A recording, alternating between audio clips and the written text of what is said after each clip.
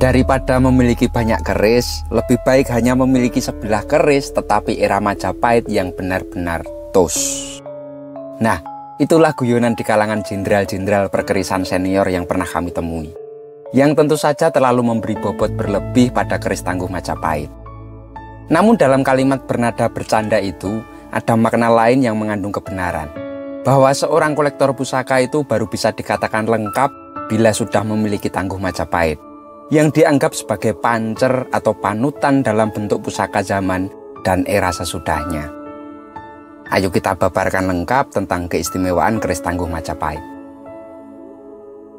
Busananya gayaman langgam Surakarta, menggunakan bahan kayu trembalo, dan lekuannya cangkring sangat tegas, dan rabaannya juga begitu halus.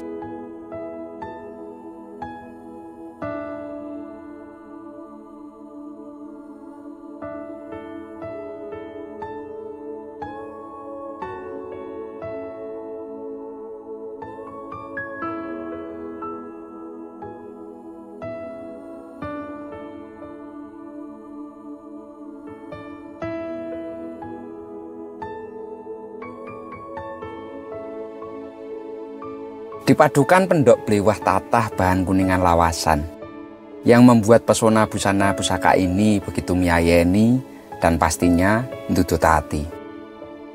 Mari kita buka untuk isinya.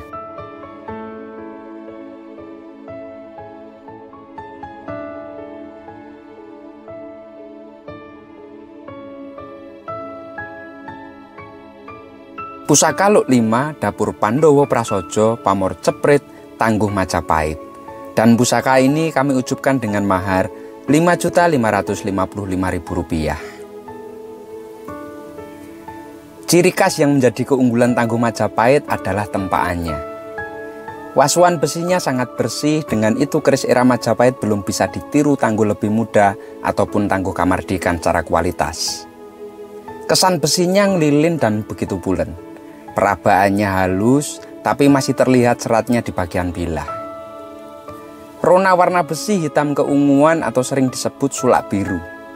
Tampilan dan pasikutannya lebih wingit, serta secara ukuran cenderung bilahnya kecil namun sangat merbawani. Bilahnya sangat tahan terhadap karat karena proses tempaannya yang sampai ribuan lapisan, sehingga sangat sedikit inklusi pengotor besinya dan tantingannya begitu ringan.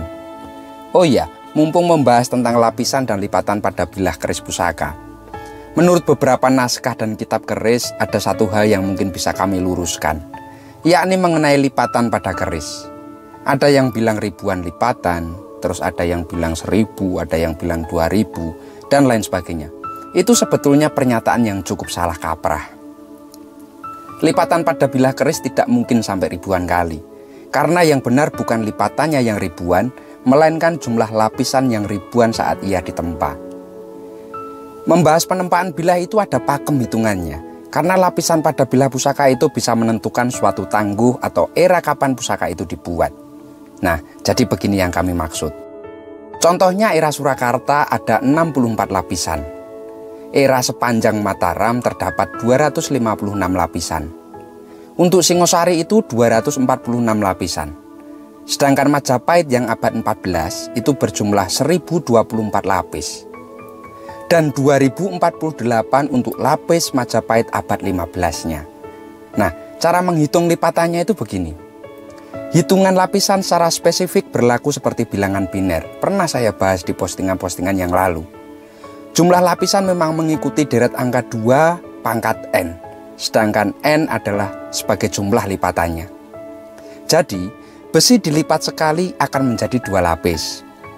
Jika dilipat 2 kali akan menjadi 4 lapis. Jika dilipat 3 kali akan menjadi 8 lapis. Jika dilipat 4 kali jadi 16 lapis, dan begitu seterusnya.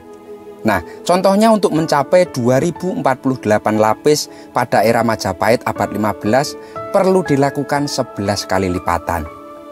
Seperti rumus yang kami sampaikan tadi, bahwa 2 pangkat 11 hasilnya 2048 lapisan. Nah, begitu. Sampai di sini bisa dimengerti ya. Biar lebih jelas hitung-hitungannya silahkan pakai kalkulator saja. Semoga tidak ada lagi yang salah dalam mengerti tentang sebut tentang lapisan ataupun lipatan pada bilah pusaka. Yang harus dipahami untuk mencapai lipatan 11 kali pun, itu dibutuhkan pressure tempa yang lebih kuat dan menggunakan temperatur api yang begitu tinggi. Tidak sembarang orang bisa melakukannya. Benar-benar high teknologi leluhur yang sangat luar biasa. Itu kenapa mahar setiap pusaka kami itu lumayan tinggi. Karena memang kami menjamin benar-benar sepuh dan berkualitas. Tapi jika di luar sana ada yang mengobral pusakanya dengan mahar murah dan katanya dijamin sepuh, nah itu, jangan-jangan nganu. Pokoknya kita harus lebih berhati-hati dan lebih memperbanyak pengetahuan tentang ilmu Tosan Aji yang memang tidak ada habisnya, supaya benar-benar bisa memilih dan mendapatkan pusaka yang tos, tangguh, utuh, dan sepuh. Kembali lagi ke bahasan. Kalau melihat dari runtutan-runtutan karya tangguh tadi, maka ada perkembangan teknologi pada setiap era. Dan yang paling menjadi mahakarya dengan jumlah lapisan terbanyak dalam sejarah pusaka, yakni di Tangguh era Sedayu pada abad 15, yang diperakasai oleh Empu Supomandrangi, yaitu berjumlah 4096 lapisan. Edian. Berarti pusaka ada 12 kali lipatan. Benar-benar ngeri. Yang jelas titik didih api lebih panas dan saat menempelnya pun juga memerlukan keahlian khusus. Ora sembarangan dan sampai sekarang belum bisa ditiru dan dijiplak oleh siapapun. Merinding aku. Baik, sekarang mari kita bahas makna dapur Pandowo Prasojo yang Luk 5 ini. Nama Pandawa diambil dari tokoh pewayangan yang terdiri dari Yudhistira, Bima, Arjuna, Nakula, dan Sadewa. Mereka menggambarkan bermacam-macam karakter. Sikap dan kemampuan yang dimiliki itu kompleks, lengkap.